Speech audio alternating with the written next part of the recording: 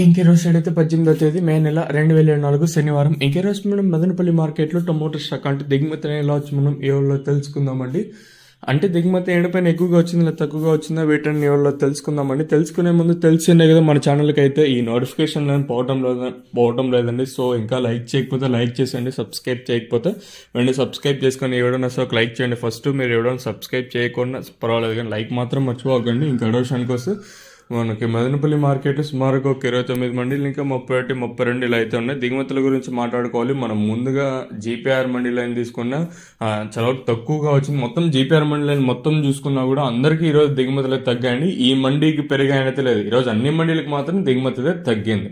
ఇంకా TVS mandi line చూసుకున్నట్టయితే TVS mandi line కూడా సేమ్ సిచ్యువేషన్. మొత్తం అందరికీ నేటితో పోల్చుకుంటే బాగానే దిగుమతి అనేది తగ్గింది. నిన్న భారీ స్థాయిలో దిగుమతి వచ్చింటే ఈరోజు అదే స్థాయిలో దిగుమతి అనేది తగ్గింది.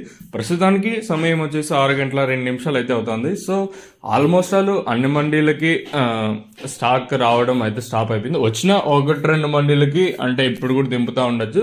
సో ఓవరాల్గా చూసుకున్నట్టయితే ఈవెన్ టీవీఎస్ మండీ లైన్ మొత్తం చూసుకున్నా, అలాగే జీపీఆర్ మండీ లైన్ మొత్తం చూసుకున్నా కూడా దిగుమతి అయితే ఎంతో పోల్చుకుని బాగానే దిగుమతి తగ్గింది. మరి చూద్దాము ఈ ధరలు అనేది ఏ విధంగా వెళ్తాయని. నిన్నైతే అంగళ్ళు మార్కెట్లో ధర అయితే పెరిగింది. మరి ఇక్కడ ఏమన్నా ధర పెరుగుతుందో లేదా తగ్గుతుందో లేదా చూడాలి. సో ఈరోజు ఈవెన్ అన్ని మండీలకి ఈరోజు అయితే దిగుమతి అయితే తగ్గింది. మరి ధరలు అనేది ఏ విధంగా వెళ్తాయంటే చూడాలి. వచ్చిన వాటిల్లో పర్వాలేదు క్వాలిటీలో ఉన్నాయి, అన్క్వాలిటీ కాయలు కూడా ఎక్కువ ఉన్నాయి. ఇది చెప్పాలి కదా. వచ్చిన వాటిల్లో క్వాలిటీ కాయలు ఉన్నాయి, అలాగే అన్క్వాలిటీ కూడా చాలా ఎక్కువగా ఉన్నాయండి. ఇదండి ప్రస్తుతానికి కొన్ని ఇన్ఫర్మేషన్ మన మదనపల్లి మార్కెట్ ఇంకా